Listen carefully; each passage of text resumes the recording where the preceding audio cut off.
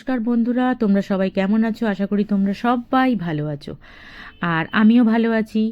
আজকে আমি নিয়ে এসেছি একটা দুর্ধর্ষ একটা সুন্দর টেস্টি নাড়ু। এটা বানাতে গেলে লাগে হচ্ছে কিছু ড্রাই ফ্রুট, যে ড্রাই ফ্রুটগুলো ঘরের কেউ খেতে চায় না। তোমাদের সবার ঘরেতেই এরকম প্রবলেম আছে। খেজুর কাউকে দিলে কেউ খেতে চাইবে না, আর ড্রাই ফ্রুটও কাউকে দিলে কেউ খাবে না। আমাদের তরকারিতে দিয়ে দিয়ে কাজু বাদামটা শেষ করতে হয়, বাকি এগুলো খাওয়ার সময় কারোর থাকে না, আর এগুলো খাওয়া খুব জরুরি। সেক্ষেত্রে কি করব, আমি খেজুরগুলোকে ছাড়িয়ে রেখে দিয়েছি, দানা সব ছাড়িয়ে নিয়েছি। ওদিকে ড্রাই ফ্রুটগুলোকে সব আলাদা করে রেখে দিয়েছি। আমি নিয়েছি আখরোট, আমন্ড বাদাম আর কিছু কাজু বাদাম, কারণ আমার কাছে মিক্স সিড ছিল না। মিক্স সিড দিলে পরে এটা আরও সুন্দর হয় আর খুব হেলদি হয় খাওয়াটা। এতে কিন্তু একটুও চিনি যাবে না, মিষ্টিটা হবে তাহলে কি দিয়ে বলো তো? খেজুর দিয়ে। তো খেজুরে না সবার একটা কীরকম অনীহা আছে, খাবো না, আর সাথে লাগবে ঘি।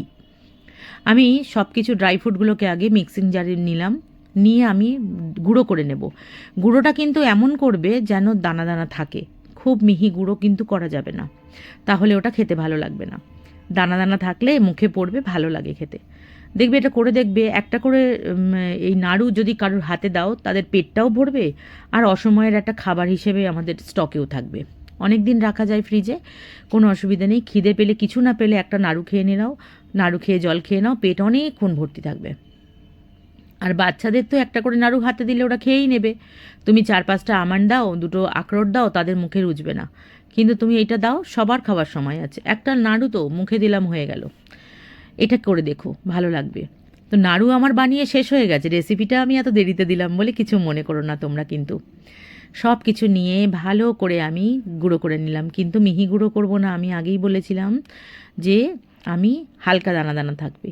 আরেকটা কথা বলি, যারা আমার চ্যানেলটা এখনও সাবস্ক্রাইব করোনি, প্লিজ সাবস্ক্রাইব করে আমার পাশে থেকো, আর পাশে থাকা বেল আইকনটা বাজিয়ে দিও, তাহলে আমি নতুন নতুন রেসিপি আপলোড করলে তোমাদের কাছে আগে পৌঁছে যাবে। এই কারণে তোমাদেরকে বললাম। আর তোমরা কিরম ধরনের ভিডিও আমার কাছে দেখতে পছন্দ করো একটু জানিও, আমি তোমাদেরকে সেরকমই ভিডিও দেওয়ার চেষ্টা করব, কেমন? কড়াইতে নিলাম, কড়াইটাকে গরম করে 2 চামচ ঘি দেব। দেখো ওটা গুঁড়ো করা হয়ে গেছে আমার। আমি 2 চামচ ঘি দিলাম, ভরা ভরা চামচে দিলাম না কিন্তু। আর কম বেশি করে আমরা সবাই জানি যে কোন তাপমাত্রা কেমনভাবে দিলে আমাদের জিনিসটা ভাজা পুড়বে কিনা, ভাজা হবে কিনা, এটা আমরা ভালোভাবে জানি, ঘরের বউরা সবাই আমরা জানি। তো হালকা আঁচ করে, মিডিয়াম টু লো আঁচ করে এটাকে ভালো করে ভেজে নিতে হবে। সেই গুঁড়ো করা আমার বাদামগুলো সব ভেজে নিতে হবে। তাহলে কি হবে, ঘিয়ের গন্ধটা আসলে স্মেলটা খুব ভালো হবে। এতে এলাচ গুঁড়োর কিছু দেওয়ার দরকার নেই কিন্তু। এবার এটা কি বলো তো, আমি তো দিইনি, তোমরা যদি পছন্দ হয় এলাচ গুঁড়ো কারোর, তারা দিতে পারো, এটা অপশনাল। কোনো জরুরি নেই যে এলাচ গুঁড়ো দিতেই হবে বা নাও দিতে পারো, এটা কোনো ব্যাপার নেই, কিন্তু তোমরা দিতে পারো। আমি দিইনি। এটাকে নিয়ে ভালো করে ভেজে, হালকা আছে ভালো করে আমি ভাজবো। আর বিশ্বাস করো, নাড়ুটা এত টেস্টি হয়েছিল, আমি শেষ করে দিয়েছি বেশি, আমার হাজব্যান্ড কম খেয়েছে। ঠিক আছে, আমি খেয়ে নিয়েছি। তো যাই হোক, খিদে পেলে তখন আর খাবার বানিয়ে খাবো সেটা ইচ্ছা হয় না আমাদের কারোরই, বিশেষ করে হাউস ওয়াইফদের তো ইচ্ছে হয় না। খিদে পেলে তখন মনে হয় কিছু রেডি খাবার থাকলে খেয়ে নিই, তারপরে আমি কাজ করছি আবার। বলো কার কার এই ইচ্ছেটা হয়? আমার কিন্তু এটা হয় না। আমার খিদে পেলে আমার তখন মনে হয় না যে রান্না করে খাবার খাই। এর বাদ দেবো আমি ওই ছাড়িয়ে রাখা খেজুরটা। খেজুরটা কিন্তু পেস্ট করিনি, পেস্ট করলে ওটা এমন কাদা কাদা হয়ে যাবে, তুমি শুকনো করতে পারবে না। তাই খেজুর কখনো পেস্ট করবে না, খেজুরটাকে দানা ছাড়িয়ে সাইডে রাখবে, ওটা গরমে এমনিই গলে যাবে।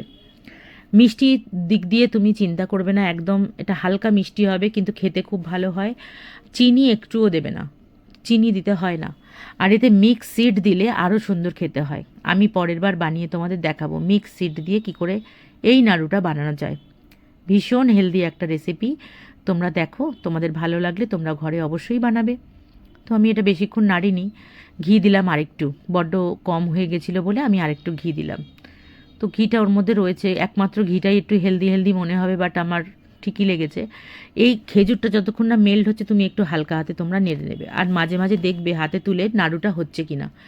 নাড়ুটা হলে পরে তখন নামিয়ে নেবে, আর কোনো দরকার নেই। ঠান্ডা হলে ভালো করে ঠান্ডা করে নাড়ুটা বানিয়ে নেবে, দেখবে ভীষণ ভালো হয়। আর আমার হাতে নাড়ুর সাইজ একদম ছোট হয় না, আমি বড় বড় নাড়ু বানাই।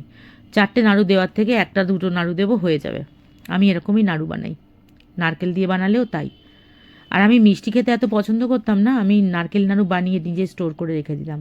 দেখো গরম গরম তুলে আমি নাড়ু বানাচ্ছি, হাতে কিন্তু গরম লাগছে তাও আমি বানাচ্ছি। দেখতে হবে যে কিভাবে পাকটা ঠিক হয়েছে কিনা। দেখো হয়ে গেছে, আর প্রত্যেকটা বাদাম থেকে তো একটু একটু তেল বেরোয়, তাতে ভালোভাবে হয়ে যাবে। এইভাবে করে স্টোর করে আজকে রেখে দাও, দেখো তো বাচ্চারা পছন্দ করে কি না। নতুন খাবার, ওদেরকে কিন্তু জানিও না, তাহলে ও দেখবে ভালো লাগবে। আর বড়রা, বাচ্চা বড় সবাই খেতে পছন্দ করবে। ব্যাস, আমার এইভাবে নাড়ু বানানো শেষ হয়ে গেল। দেখো তো কেমন হয়েছে।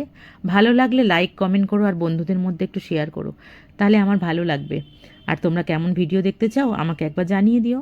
চলো আজকের মতো টাটা, সবাই ভালো থেকো, সুস্থ থেকো। দেখা হবে তোমাদের সাথে আবার নেক্সট কোনো ব্লগে। কেমন?